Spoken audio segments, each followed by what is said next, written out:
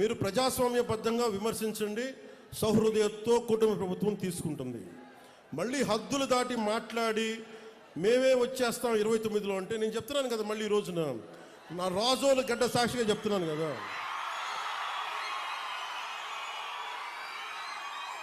నా రాజోలు గడ్డ సాక్షిగా చెప్తున్నాను.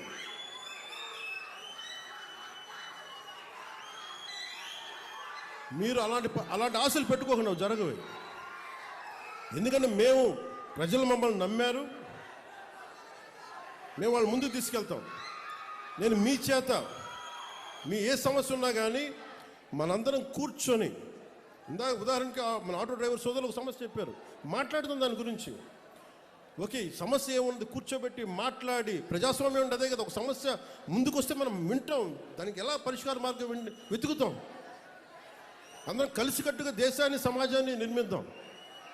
అంతేగాని క్రిమినల్ యాటిట్యూడ్ తోటి ఎవరు వచ్చినా కానీ, అది నా పార్టీ జనసేన పార్టీలో ఉన్నా కానీ, కూటమి పార్టీలో ఎవరున్నా కానీ, ప్రజాస్వామ్యాన్ని గౌరవించిన నాయకులు ఎవరైనా సరే, నా సొంత పార్టీలో మన సొంత పార్టీలో ఉన్నా సరే, జనసేనలో ఉన్నా సరే, నేను ఉపేక్షించను.